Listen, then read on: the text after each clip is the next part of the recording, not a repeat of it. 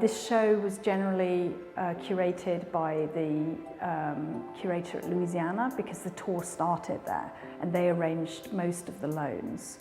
But as a curator, we also have the role of designing, helping the presentation, creating the presentation, how the works are. So in each exhibition space, the exhibition will look very different. This looks totally different in Louisiana or Moderna. We have really positive feedback about this exhibition. I think especially in the winter in Helsinki, this is a very positive show to come and see. It's very accessible for people, so you can enjoy a room like this without intellectualizing about it. A lot of it is very about the experience of the works, and people can interpret their own feelings and experience of the works without having to know too much. In that sense, it's fairly accessible.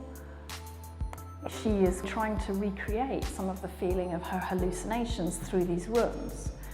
Of course, people don't necessarily hallucinate here themselves. They might get a slight glimpse or feeling of feeling a bit hallucinated.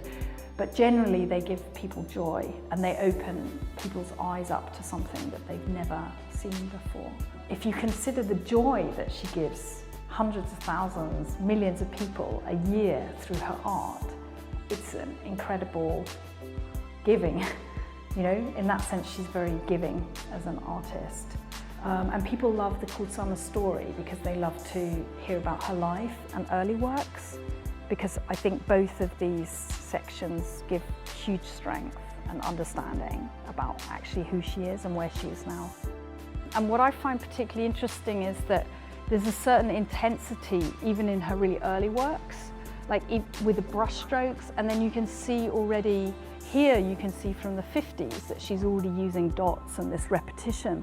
So this is something that she's been doing all of her life throughout all of the decades. And she's just recreated, reinvented herself with these dots and this infinite theme and this process of being infinite. When we look at her late works now, My Eternal Soul, they're going back to a sort of freedom of brushstroke and expression. So I see even more freedom and more liveliness and more playfulness even as the decades go on. So from her subconscious and from, her hallucinations, she brings something very, very positive to people.